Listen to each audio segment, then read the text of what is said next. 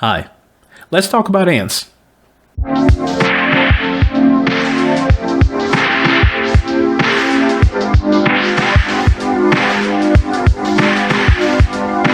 Musical styles are still a very important form of communication for our young people. Hi, I'm Joe Feinstein. In 1998, DreamWorks dropped this rather insightful animated comedy. The cast consists of Woody Allen, which, oof, I know, but he's in it, so I have to mention him. Jennifer Lopez, Sharon Stone, Sylvester Stallone, Gene Hackman, Christopher Walken, and Danny Glover. Also, Dan Aykroyd and Jane Curtin played the Wasp couple, and both of them, if you recall from a previous episode, played Mr. and Mrs. Conehead. So, there's a fun fact for you. Here's another. This is Sylvester Stallone and Dan Aykroyd's first voice acting role. It was written by the Weitz brothers, who'd go on to work on American Pie, The Vampire's Assistant, and Twilight. It was co-directed by Eric Darnell, who'd go on to write and direct for the Madagascar series, as well as Tim Johnson, who'd go on to work for some of the How to Train Your Dragon expanded TV material. Now, on paper, you wouldn't expect a film like this to really do well. A socially awkward ant going through an existential crisis leading to an adventure to a picnic, while at the same time addressing issues of labor, class struggle, and abuse of military power? Wouldn't have been my first call. But incredibly, the story and the characters are so well written that everything absolutely comes together.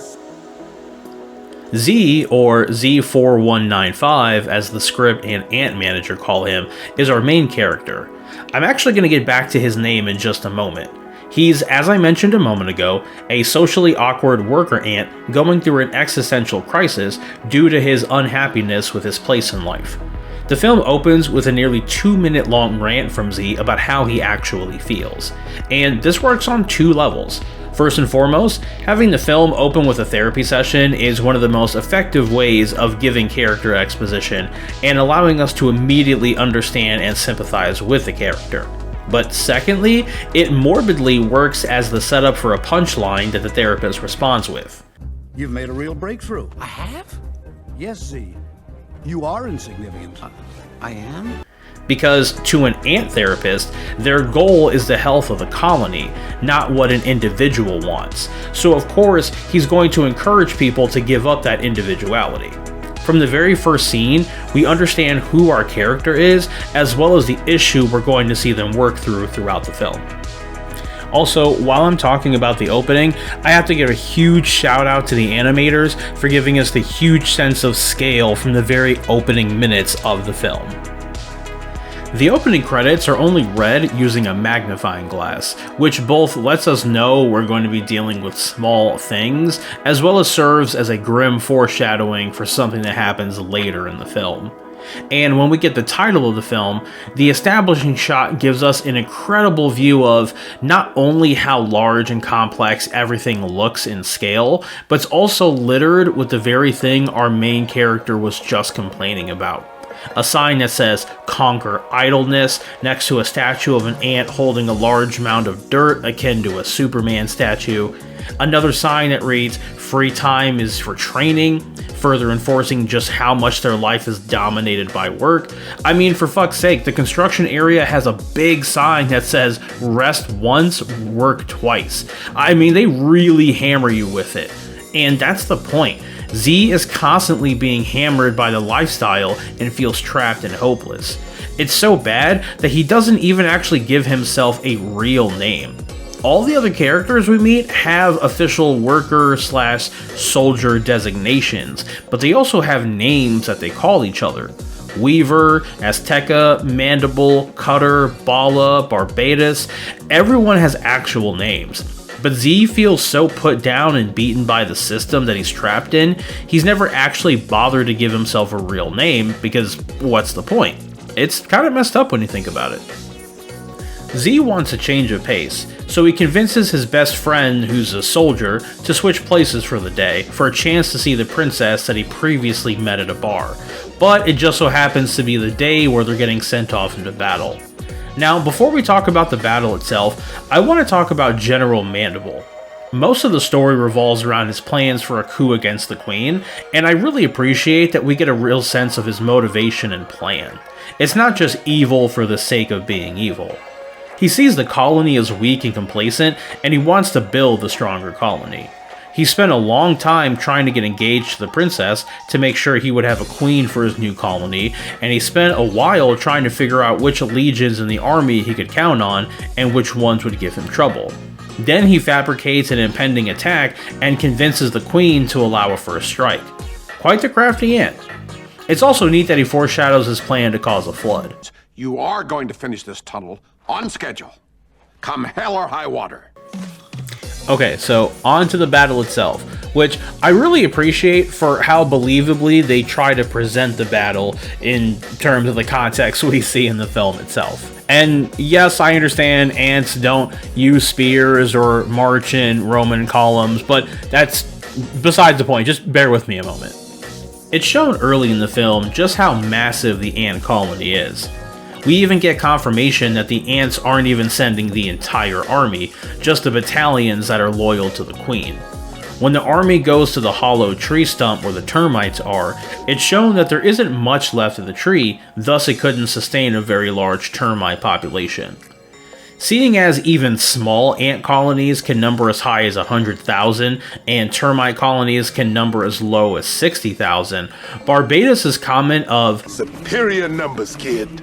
Overwhelm their defenses, kill their queen," makes a lot of sense, as does the plan to go for the Queen as soon as possible. Another brilliant idea planned out was the ambush that kicked off the battle. We see the ants charging into the tunnels that are closest to the ground and don't encounter any termites. However, once all the ants are inside, the termites come out en masse from the higher tunnels that the ants didn't bother to check before rushing into the center of the colony's home. The battle is fairly scary, and the aftermath looks like the Battle of the Somme. Now, we never actually find out if the termite queen survived or just how many termites made it out, but it's confirmed that Z is the only ant to walk away from the battle. And I appreciate that we don't get any further info of the battle, since it was all from Z's perspective. He missed the closing of the fight, and once he got free in the morning, he mostly just focused on getting the hell back home. Also, since the battle was ultimately just an excuse to get rid of the troops loyal to the Queen, it would make sense that Mandible didn't bother doing any follow-up on what happened. That being said, I'm not even going to show you the banners that they made for the War Hero ceremony because they're equal parts hilarious and fucked up, and I highly encourage you to go see it for yourself. So to cut a long story short, Z and the princess end up leaving the colony and trying to head for Insectopia, a fabled paradise that Z was told about. But the story on how he did it and the workers' realization that they can stand up for themselves very quickly turns the whole colony upside down, and it forces Mandible to address the people and make a bunch of fake empty promises just to make sure that they calm down and get back to work. Z and Bala do eventually make it to Insectopia, but despite finding other friendly bugs and finally getting some breathing space, they actually still continue to run into danger. They're nearly killed by a fly swatter and had to watch a man mourn the death of his wife. They nearly get stepped on and covered in gum. I mean, throughout the film, they mix as many dark elements as they do light, and it comes together in a very unique and interesting way. Now, I won't spoon feed you the rest of the film. Again, I really encourage you to check this one out. It's definitely worth your time. And in case you're wondering, hey, aren't Antz and A Bug's Life the same movie? No. A Bug's Life is essentially the children's retelling of Seven Samurai, and Antz is essentially My Dinner with Andre meets Gulliver's Travel, if that makes sense. Also, if you're wondering why we never got a sequel, despite the fact that this movie was apparently so good and got nominated for a bunch of awards, it's because unfortunately at the end of the day, this movie didn't make its budget back. To be quite frank, I'd be surprised if they even broke even. But still worth it in my opinion. But either way, I'm curious. What do you think?